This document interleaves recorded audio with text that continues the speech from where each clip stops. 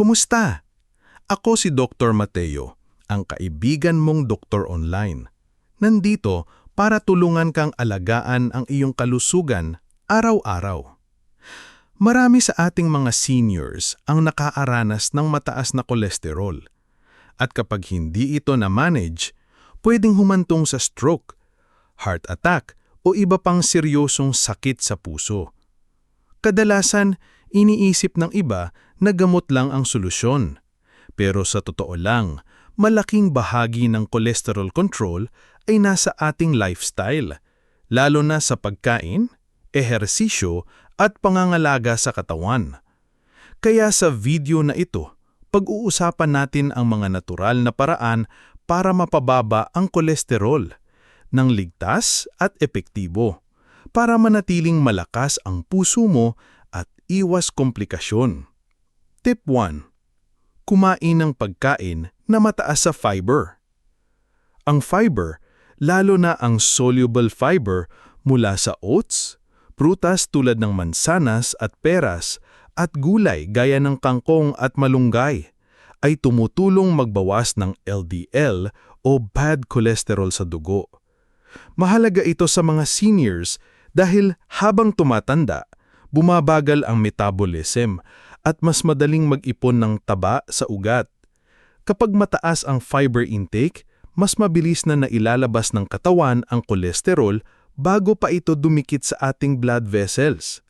Pinakamainam na magdagdag ng 2 to 3 servings ng high-fiber food sa bawat pagkain para mas maging epektibo ang epekto nito. Tip 2. Uminom ng malinis na tubig at iwasan ang matatamis na inumin. Kapag sobra ang asukal sa katawan, maaari itong mag-convert sa triglycerides, na isa ring uri ng taba na nagdudulot ng panganib sa puso. Lalo itong delikado sa mga seniors dahil mas mabagal ang pagproseso ng taba at asukal sa dugo.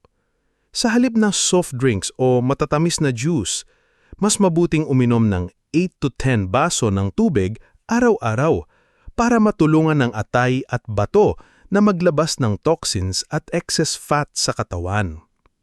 Maaari ring uminom ng herbal teas tulad ng green tea na kilalang tumutulong magpababa ng kolesterol. Tip 3. Mag-ehersisyo araw-araw kahit simpleng lakad lang.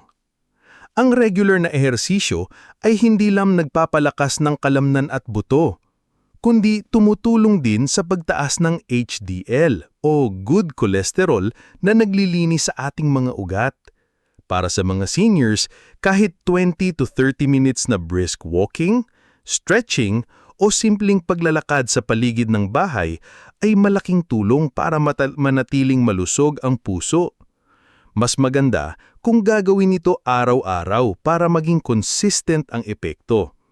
Tandaan, kahit mabagal lang, basta tuloy-tuloy, ay makakatulong ito sa pagbaba ng kolesterol at pagpapalakas ng resistensya. Tip 4. Piliin ang malusob na uri ng taba. Hindi lahat ng taba ay masama. May tinatawag tayong unsaturated fats na galing sa isda tulad ng salmon, bangus at sardinas, pati na rin sa mani, almonds at olive oil. Ito ang klase ng taba na nakakatulong magbawas ng bad cholesterol at magprotekta sa ating puso. Para sa mga seniors, mahalaga ang tamang uri ng taba para maiwasan ang pagbara sa ugat. Iwasan ang mantikang paulit-ulit na ginagamit at mga processed food na mataas sa trans fats tulad ng instant noodles at commercial baked goods. Para sa mga seniors, mas mainam na bawasan ang pagkain ng baboy at baka at piliin ang manok na walang balat o isda bilang alternatibo. Maaari ring magdagdag ng plant-based protein tulad ng tokwa, taho o munggo para makuha ang protina nang hindi sumasabay ang sobrang taba. Sa ganitong paraan, mababawasan ang panganib sa puso at makakatulong ito sa overall health. Hindi natin kontrolado ang edad, pero kontrolado natin ang paraan ng pamumuhay. Sa tamang pagkain, regular na ehersisyo at disiplina sa pangangalaga ng katawan, posible nating pababain ng kolesterol nang hindi lang umaasa sa gamot. Tandaan, prevention is always better than cure. Ikaw, alin sa mga tips na ito ang kaya mong simulan bukas para pababain ng iyong kolesterol? I-share mo sa comments para magtulungan tayo sa pagiging healthy. Muli, ako si Dr. Mateo. Lagi mong tatandaan na ang kalusugan ay kayamanang hindi nawawala. Ingat ka palagi at magkita tayo sa susunod na video.